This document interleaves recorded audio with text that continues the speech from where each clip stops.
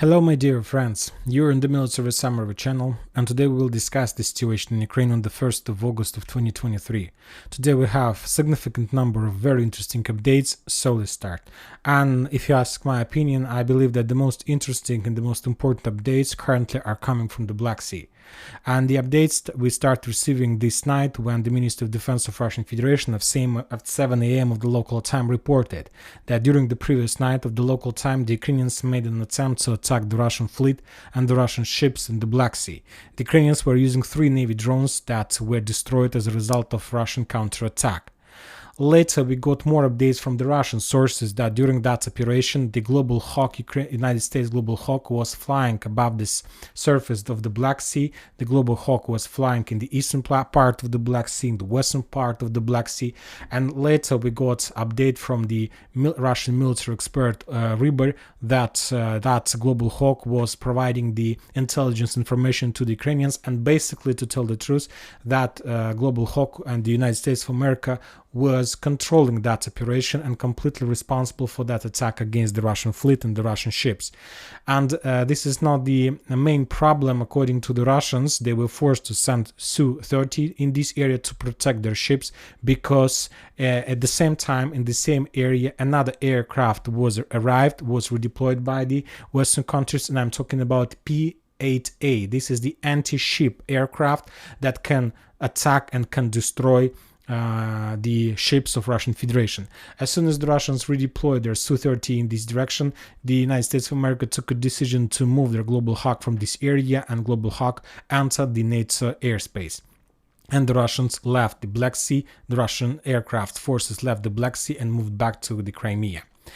But this is not the end of the story, because later during the day we got more updates from Crimea. The Ukrainians sent their drones in that direction, but the Russian air defense forces managed to discover the Ukrainian drones and to shut down. And as you can see, this is as you can see on these videos and this picture, the results of that process of that air defense work. The Ukrainian drone fell down and there was an explosion.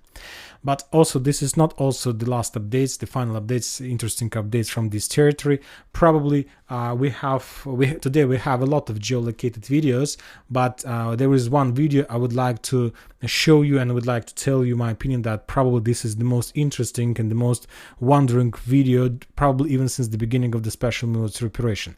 And we are going to talk about the Kherson district, about this area. As you can see, there are 2 blue icons and that means that these icons these events belongs to Ukrainian forces. And the first one took part in the western part of Kherson area, and this is the video. According to this video, as you can see, this is a small line, this is a small island. According to this video, we see a significant number of Russian forces that are redeployed along this line. And maybe they have some trainings, military exercises, and so on, but this video was made from the Ukrainian drone. At some point of time, the Ukrainians started bombing and shelling Russian positions in this area using HIMARS missiles. And according to the author of this video, there were 5 attacks, 5 missiles with HIMARS, and 5 strikes. Yet we haven't received any updates from the Ukrainian side about the number of losses from the Russian side. But anyway, this video is not about the losses. This video is about the defense belt that the Russians have on this flank of Kherson, on this flank of Black Sea. So basically, the Russians have established one of the most powerful defense line against this territory, against this sector. And now as I understand, all these situations, all these events, all these attempts from the Ukrainian side to attack Russian fleet, the intelligence with Global Hawk, the Russian positions in this area is the things of one picture, is the things of one chain. And basically, as I understand, the Russians currently the Ukrainians are attacking the Russians not because they want to sink the Russian ships or to destroy Russian ships or to restore the grain road or something like this. The most important things, the most important experience that Ukrainians want to achieve as a result of this battle, they want to get an answer to one simple question: whether the Ukrainians are able to attack and to repel the Russian fleet attacks and to establish this defense belt. So basically, this is exactly what the Ukrainians want to do. They want to create some line. Of course, it's invisible line. It's a line on the surface of the water, And this line should allow the Ukrainians and should create some kind of secure area for the Ukrainians, for the ships, for the forces, for everything that located on the north of this line. The Ukrainians want to be 100% sure that if the Russians start their offense or start movement of their ship in this area, every single ship will be destroyed. So the Ukrainians want to have 100% sure and guarantees that the Russians are not able to cross this yellow line. And if the Russians are not able to cross this yellow line, and this video with HIMARS attacks against this line tells me and confirms, at least for me, that Ukrainians are planning to prepare the landing operation. This operation has the name Operation Day D, and the Ukrainians are going to attack the Russians exactly in this direction.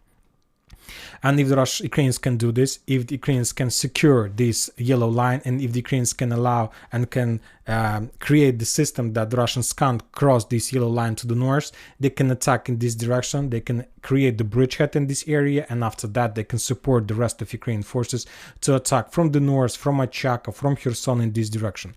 Furthermore, we got another video from this district, from the northern part of the, let's say, southwestern part of Kherson. On this video we see how the Ukrainians managed to discover the Russian defense positions, the Russian warehouses, and after that they start bombing and shelling the Russian positions with drones. So as a result of this Operation Day D, the Ukrainians obviously wants to establish control over this territory, and after that it's going to be not a very big deal to support and supply their forces on this area, because the Ukrainians are not counting losses, and believe me, as I understand, they will find a solution how to redeploy tanks, how to redeploy ammo depot, fuels, munition, and so on, everything they need, and manpower, of course. Furthermore, don't forget that there are a lot of ammo warehouses, ammo depots in this area that belongs to the Russians, and of course they will be also captured by the Ukrainians. So this is my understanding of the situation. Furthermore, the Russian sources published a very interesting piece of information saying that these days is very terrible, not very terrible, it's very difficult, very stressed day for the Russians, because the Ukrainians intensify their activity in this area. Almost every single day the Ukrainians attack the Russian positions, everything they have, with all types of weapons they have, with artillery systems, with HIMARS systems, with everything they have and everything they need to create and prepare successful landing operation during the Operation DD. Furthermore, more and more sources are saying about this operation. A lot of sources confirm this piece of information from the Ukrainian side, from the Western side. So for now we can just speculate about this topic. But all these events in the Black Sea tells me that probably the Ukrainians will try to make something like this. Furthermore, today the Russians, when talking about this flank, reported that they managed to destroy IRIS-T artillery air defense system using Lanceted drone. It's of course beautiful video, beautiful situation. Everything is beautiful. The Lanceted destroyed the air defense system that was created to destroy Lanceted.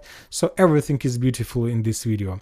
Furthermore, the Russians, as a result of the Russian air defense system, managed to shut down the Ukrainian helicopter Mi-24. Some sources are saying that maybe that was Mi-8, but anyway, it doesn't matter.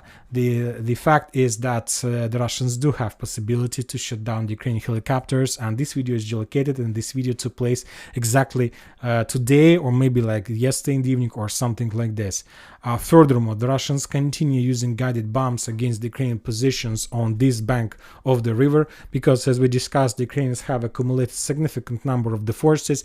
The Ukrainians try to create the situation, they try to force the Russians to think that the Ukrainians will cross Dnipro River, along the Dnipro River, but not somewhere in the south, like in the area of Kimbur, in the western part of Kherson district, that they will try to cross this somewhere here. Furthermore, if we increase the level of the number of updates since the beginning of the previous week, we're going to see a lot of usage of guided bombs, at least in the vicinity of Kazatska. We have already seen this video, but one more time, the usage of guided bombs with the Su-34 aircrafts. Of course, this video is also significant. So this is the situation about Kherson. Furthermore, the Minister of Defense of Russian Federation reported that as a result of fierce fightings in this area, the Ukrainians lost 40 soldiers, 3 armored vehicles, and 2 artillery systems. So as you can see, the level of losses is the same, but one more time, there are no combat line, just artillery duels, and I assume that during artillery duels the losses are very heavy from the Ukrainian side. Now we are moving just another update, final update from Crimea, and we will finish with this region. Today the Russians published the video, the satellite photo of Crimea bridge. As you can see, the Russians have almost finished the demontage of the damaged part of the bridge. The entire process of repairing the bridge will take another few months, so this is not a very fast operation. And don't forget that this bridge is damaged and some part of the damaged bridge is out of the game.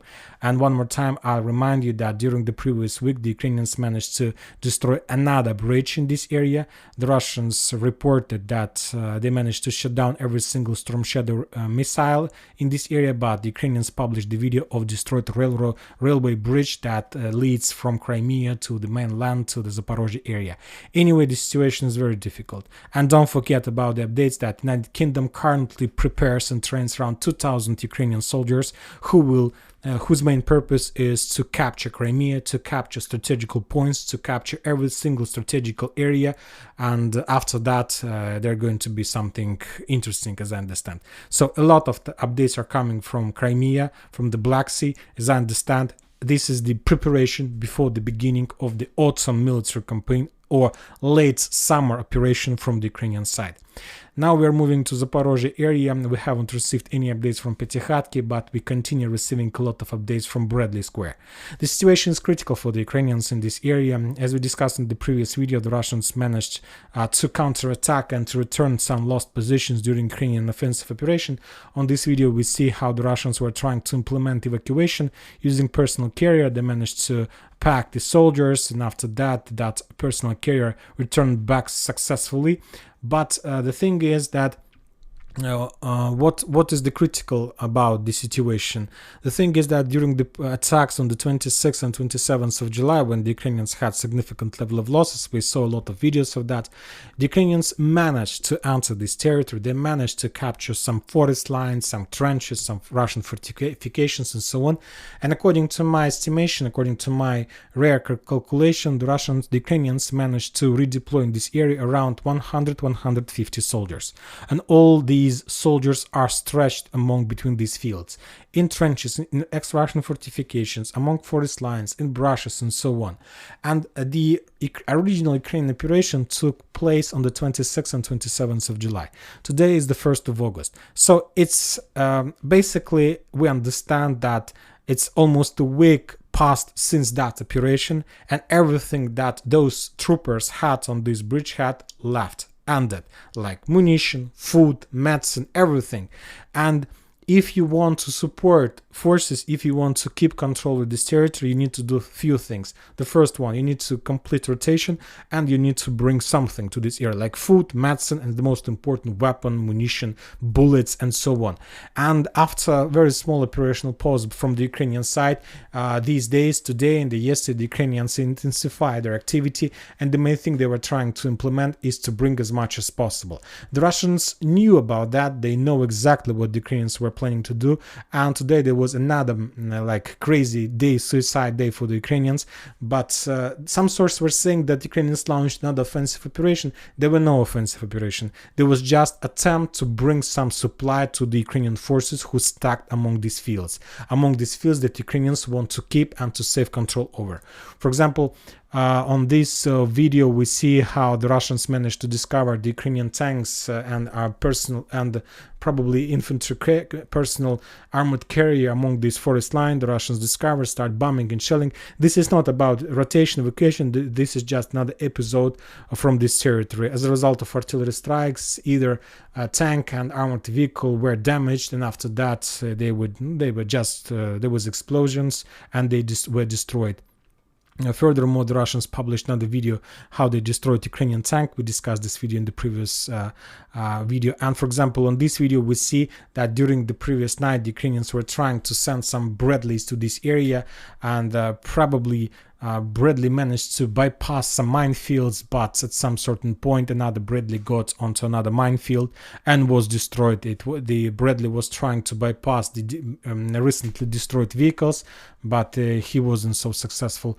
On this video we see how the Russians were bombing and attacking the Ukrainian tanks and armored vehicles in this area with Lanceted, with different types of weapon. There was not just Lanceted strike, there were artillery strike, there were TOW strikes, and many other different types of weapons the Russians were using to destroy another convoy of Ukrainian forces in this area.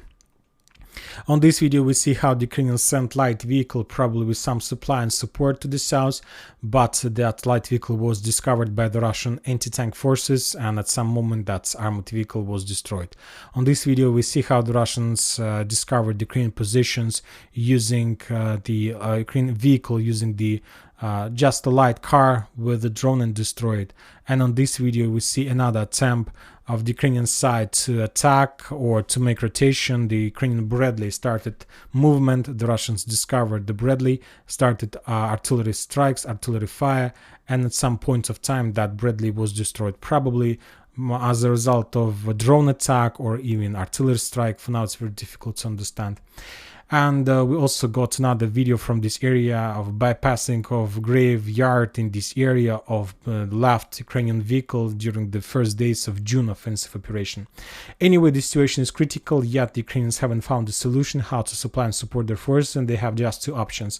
The first one is to attack to continue offensive operation and to send more armored vehicles and more forces in attempt to penetrate finally the Russian defense belts, or to give an order for the infantry to step back. And as soon as the infantry start moving to the north, of course the Russians will reduce the number of infantry using cluster rounds from the Russian side.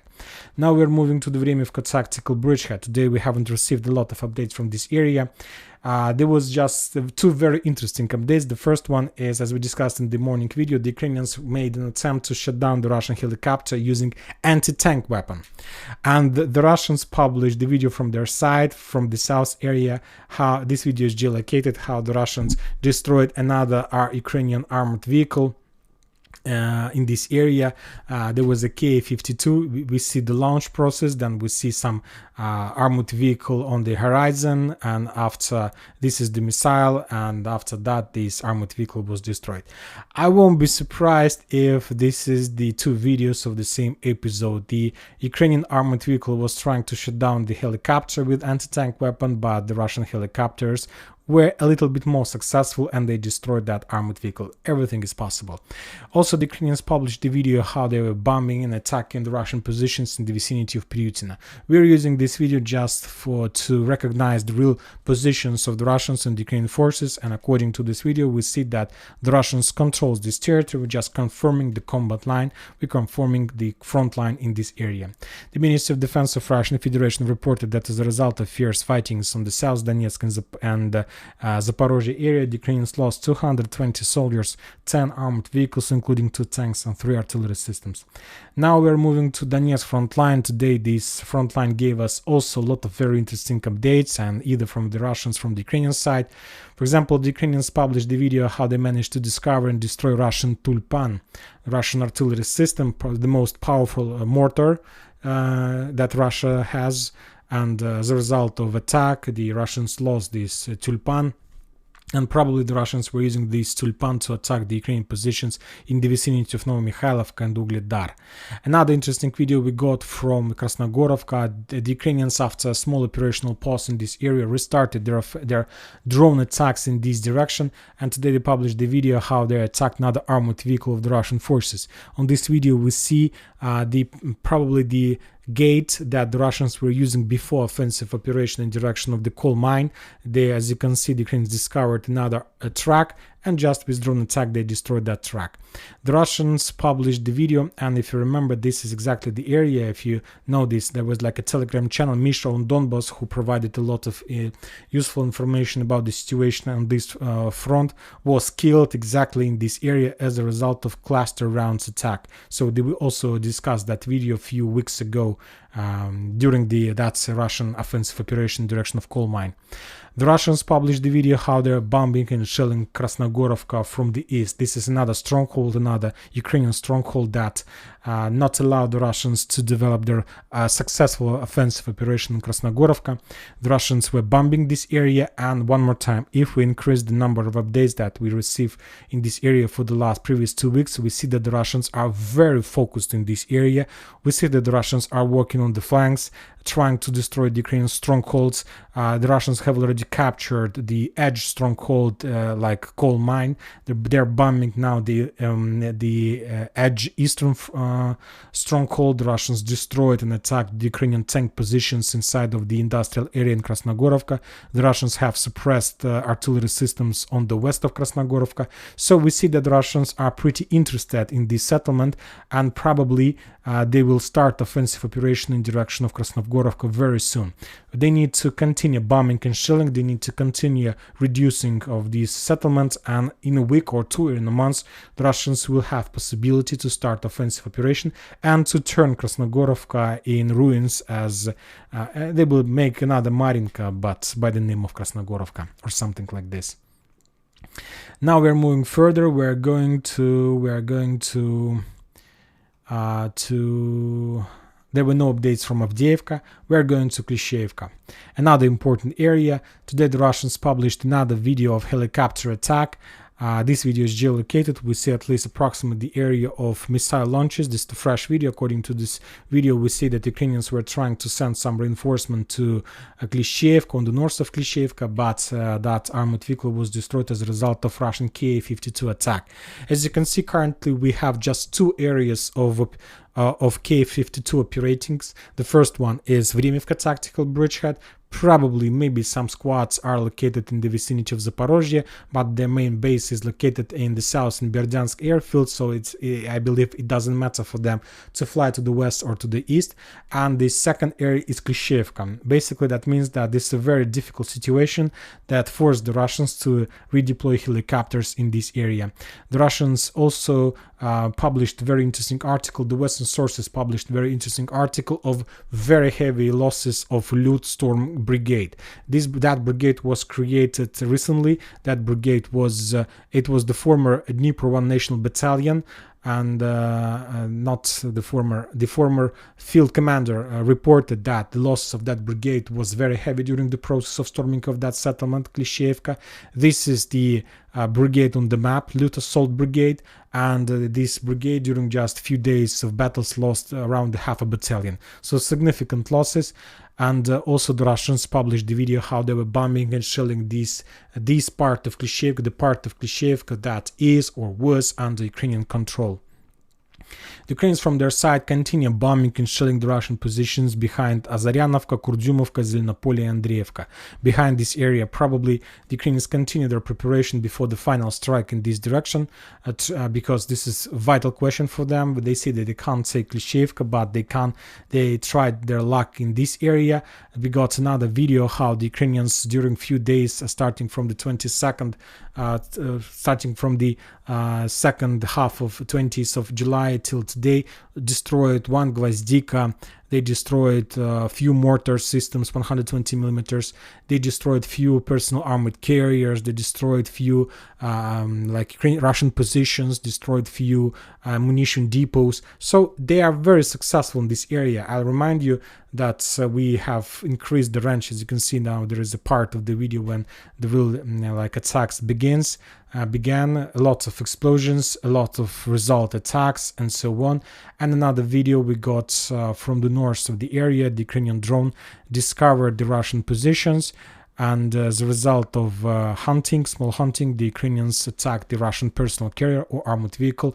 Also behind Andreevka, Klishchiivka area, probably the Russians were trying to redeploy some forces or something like this. Anyway, one more time, if we increase the level of updates for the previous 2 weeks, we see the geography of Ukrainian attacks. All these blue icons mean successful Ukrainian attack. I'm not saying about that the Ukrainians managed to destroy, but I'm talking about the target, that Ukrainians managed to get the target, because they're using very light drones, and sometimes drones are not able to destroy at least tank, but they can damage it. and to make it not possible for the Russians to use this in the further. This is the geography of Ukraine attacks. A lot of attacks, a lot of weapon, and this is very important, as I understand from the number of weapon and forces they use. This area is probably the most important for the Ukrainians. We're talking about the facts. Let's call it like this. Now we're moving to, let's go to the northern area of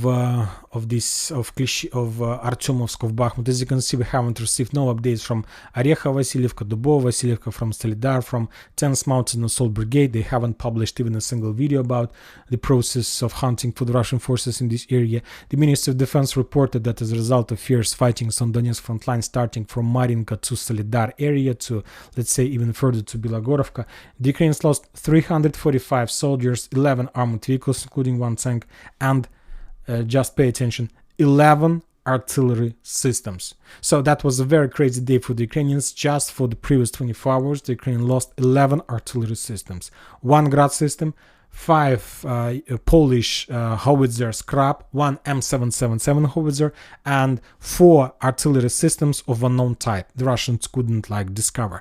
Probably the Russians have destroyed some accumulation of forces. So we haven't received any video confirmation of that, but we see the numbers that there was a very powerful counter-artillery duels that probably the Russian won, at least when talking about the previous 24 hours. Now we're moving to Liman front line. The Ukrainians published the video how they were bombing and shelling the Russian positions in the forest, in the Kremenaya forest, and basically this video confirms that the Russian reports in the past that they launched offensive operation in that forest and managed to capture some strongholds and so on. So this video basically confirms the Russian progress, because all these trenches used to be under Ukrainian control. If we take a look at this map, we see that this area used to be under Ukrainian control, but now we got the first video confirmation that the Russians controlled this area. So we will update this map, and before the next video we will color this territory in red color, showing the Russian progress, at least in this part of Kremenaya forest. Also, the Russians published another attack in direction of Kremenaya forest, but in the vicinity of Dibrova. I think that this is not a fresh video, because during 2 weeks ago we have already posted a piece of information. Many other mappers have already updated their maps, showing that this defense belt on the northern part of the forest was already captured by the Russians. So as I understand, currently the Russians just provided the video of 1 month's old clashes in this direction. The Ministry of Defense reported that as a result of fierce fighting on the Liman front line, the Ukrainians lost 75 soldiers and 5 armored vehicles and 3 artillery systems. The level of losses has been reduced in comparison to the previous days. So as I understand, there is a small operational pause for both sides, either for the Russians and for the Ukrainians. And when talking about the Kupiansk, again, we got just report of Ministry of Defense about the Russian progress, about taking control over better positions and so on, but we don't have any numbers, we don't have any video or photo confirmations on the ground. The Russians reported that as a result of fierce fighting on the Kupiansk front line, starting from, let's say, Kupiansk and ending on Kislovka, Kotlarovka, Novoselovska, the Ukrainians lost 120 soldiers. And basically this is the heaviest level of losses of the Ukrainians. Probably for the previous few months the level of loss is very heavy, 120 soldiers. But yet we haven't received any normal understanding, geolocated understanding of the Russian progress in this area. But if you ask my opinion, I would say that a deployment map tell us that Ukrainians have on this front line, the Kupiansk front line, have 14th Mechanized Brigade, 88th Mechanized Brigade, 41st Mechanized Brigade, 43rd Mechanized Brigade, 32nd Mechanized Brigade, and 92nd Mechanized Brigades. Also some Free Corps volunteer units, some rocket artillery brigades. So this is probably that this area has 50-50, the 50% of old brigades that were created and were operating since the beginning of the special military operation, and there are a lot of brigades like 88th, like 41st, like 43rd, like 32nd brigades from strategical reserves, from the from the reserves, from the forces that were trained by the Western countries. And as you can see, the Ukrainians have redeployed a significant number of these forces. And the question is, what is the purpose of this redeployment? Or to attack or to defeat the Russians and to defend? Very difficult to understand, but we see that this area is also very, very important for both sides. And now we're getting to the Kharkiv area. The Russians continue publishing video. The same source continue publishing the videos of artillery duels along the border between Ukraine and Russia, between Kharkiv and Belgorod. On this video, we see how the Russians managed to discover the movements of the Ukrainian forces, and as a result of artillery strike, the Russians managed to at least to force the Ukrainians to step back, but maybe even more, maybe they destroyed also position or some warehouse in this area. Another interesting updates are coming from Belarus. Today, the Russian sources published that there is a real piece of information that Wagners are going to return to Ukraine very, very soon. Very, very soon. And currently we got reports that I don't know where did they get this information. I'm just trying to explain to you what people says. Maybe this is a complete speculation, but the Russians are saying that Wagner start buying drones in significant number, like hundreds or even thousands of drones, and they're almost ready to start their new trip on the territory of Ukraine. And probably we are going to finish this video with Niger, of course, with this currently probably the second important area. And today we got a very interesting report from the Russian sources that there was a project of gas pipeline that should go from Nigeria to Algiers through Niger. And as we understand, the sources are saying because of the fact that there was some military coup in that country, this project highly unlikely will be implemented. And as we understand, according to this map, we see that the most of the gas pipelines after Algeria should enter Spain, Italy, and France and Germany. And of course, this project doesn't fit, let's say, someone's requirements, like Russians, like Saudi Arabia, and so on. And I believe that there are a lot of forces, a lot of powers in the world who would like to prevent this implementing of this project, and will help Niger and many other countries to not to allow anybody, any powers to build this, to complete this gas pipeline or something like this. Furthermore, some countries in this area have already reported that they will enter Niger and they will return the real power according to their understanding. But also a few countries like Mali and Burkina Faso have already supported Niger and the new power, and that anybody enter this territory, they will start clashes on the side of Niger. So very difficult situation. And as I told you, as we discussed, that if something happens, I believe that some parts of Wagner forces will be, of course, redeployed in this area to support and to help the forces of Niger against any international intervention on the territory of this country. And that's it for today. Military Summary channel reminds to condemn any violence in the world. Thank you for your watching. Subscribe to my channel, put your likes, share my Patreon, and have a good day. Bye bye.